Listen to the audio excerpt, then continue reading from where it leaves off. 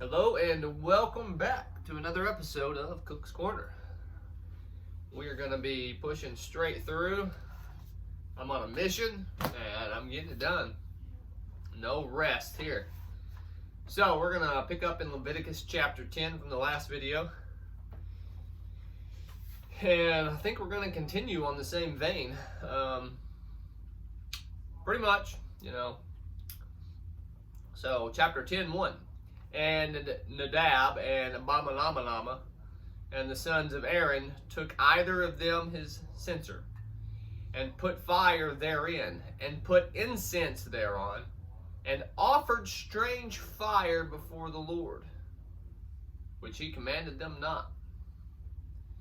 And there went out fire from the Lord and devoured them, and they died before the Lord. So Aaron, the priest here, this holy priest, his sons, maybe they grabbed the wrong incense. Maybe they grabbed a stick of sage when it was supposed to be a stick of rosemary. I don't know. But they got it wrong. And like I've told you in the past, you don't get it wrong in this culture. You do not fuck up. Because if you do, you get devoured them, and they died before the Lord. He fucking killed them for getting the wrong incense. He didn't like that smell. He didn't like that smell at all. Says it, not me. I personally think that's fucked up big time. Fubar, I'll use Fubar again. Verse 6. And Moses said unto Aaron and to Eleazar and to Ithamar and his sons, and uncover not your heads, neither rend your clothes, lest ye die, and lest wrath come upon all the people. But let your brethren, the whole house of Israel, bewail the burning which the Lord hath kindled. So these people aren't even allowed to mourn. Is that what we're getting at here? They're not allowed to mourn what just happened? God damn. 7. And ye shall not go out from the door of the tabernacle of the congregation, lest ye die. For the anointing oil of the Lord is upon you, and they did according to the word of Moses. So once you become blooded, right? Once you got the oil of the Lord upon you, you can't even fucking step out the door for however long. It's probably a period of time, but don't do it. Do not drink wine nor strong drink, thy sons with thee, when you go into the tabernacle of the congregation, lest ye die. It shall be a statute forever throughout your generations. So no alcohol in the tabernacle. None. Right? You don't drink. You don't drive intoxicated here, boys. And you don't get a ticket. Yeah, well, you do get a ticket. You get a ticket to the fucking afterlife. That's the ticket you get. So we're gonna go all the way to 17. Yeah, there was nothing. I mean, absolutely nothing in these chapters between, other than just a bunch of garbage. 17:8 is where we will pick up. And thou shalt say unto them, whatsoever man there be of the house of Israel, or of the strangers which sojourn among you, that offereth a burnt offering or sacrifice, and bring it not into the door of the tabernacle of the congregation to offer it unto the Lord, even that man shall be cut off from among his people. So I'm really not sure what it's saying there. I guess if you're going to make a sacrifice, you have to bring it to this specific spot to do it. You can't just be out and feel sorry and want to atone. Nope, you got to do it here at the temple, right? Goldfish. 18:9.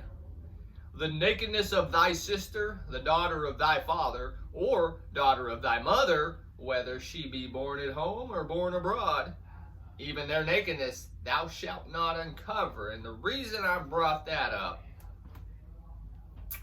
is because of a previous in the book of Genesis.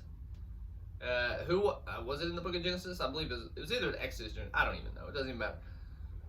Someone that we mentioned in previous books married their own sister. I mean, it says right there, don't uncover the nakedness of your sister. Pretty sure if you're going to marry your sister, you're bound to uncover her nakedness. Just saying. You know what I'm saying? Just saying. What was that? Sorry. Let's see. Oh, here we go. We're on chapter 19:26. Ye shall not eat of anything with the blood, neither shall ye use enchantment, nor observe times. So, throw away your calendars? I mean, take your watches off and toss them, right? Because that's time. That's what it said. I mean, I don't know. That's what it's saying. Ye shall not round the corners of your heads, neither shalt thou mar the corners of thy beard. So, I guess fuck bald-headed people. Like, I mean, don't fuck with your hair and don't fuck with your beards is what he's saying. You need to be a fucking ape. You need to be shaggy as fuck. Right? And I think that kind of goes back to previous when he didn't want us to eat of what? The tree of knowledge. Right? He wanted us to be naked and be dumb. And just walking around being obedient. I mean, kind of sounds like what it's saying. Maybe I'm wrong. I'm always open to me being wrong. 100%. I'm not right about everything. I'm right about a lot of stuff, but not everything. Chapter 23, verse 30. And whatsoever soul it be that doeth any work in that same day, the same soul will I destroy from among his people. So is this talking about the Sabbath again? Or Day of Atonement? Is that what it is? Yeah, the Day of Atonement. You can't work on that day. Hell no. Hell no. Where are we at? We'll just keep moving forward here. I marked them, I'm pretty sure. Leviticus 25:45. Moresoever of the children of the strangers that do sojourn among you, of them shall ye buy, and of their families that are with you, which they begat in your land, and they shall be your possession.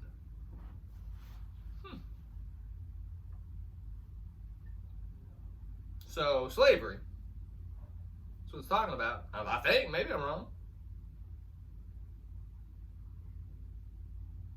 It sounds like it, but maybe I'm wrong. Maybe I'm wrong about that one. 26.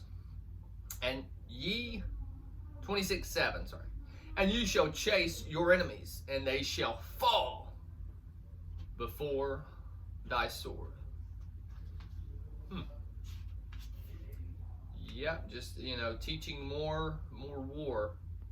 And I mean, I get it. Sometimes war, I guess, is necessary. I don't know that I really believe that. I mean, I don't know. I know a lot of people, right? And I watch a lot of YouTube videos, and I try to look at people from overseas and stuff. And, most people that I've met, they just want to live, right? They just want to raise a family, go to work, support their family, love their kids, have a home. That's what the vast majority of humans on this earth right now, that's all they want. That's all they want to do. They just want to live their lives. But for some reason, we have wars. And I'm going to tell you right now, it's not the soldiers that are wanting to go. Well, some do, but most even soldiers don't really want to go to war. It's the couple people at the top of the totem pole here that, orchestrate these wars. Yeah, I said it. 26:21. And if you walk contrary unto me, and will not hearken unto me, I will bring 7 times more plagues upon you, according to your sins. I'm a Libra, like I've said, so for me, you just got to balance it. There's no balance here. 7 times of what you've done. Man, he's just all about revenge and really just harming people. That's all it is. It's really just hurting individuals. Pour some more coffee here. I drink coffee pretty much any time of the day. It's my favorite drink.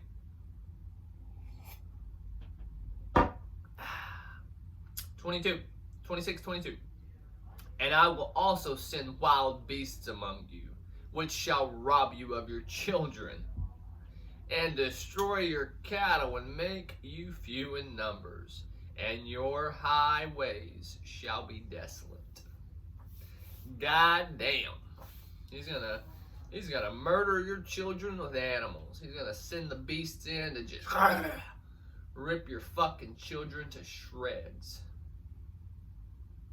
That's benevolent. Look up the word benevolent. It says it. Rip your children to shreds under the definition of benevolency. Sure. 26:33. And I will scatter you among the heathens, and will draw out a sword after you, and your land shall be desolate, and your cities waste.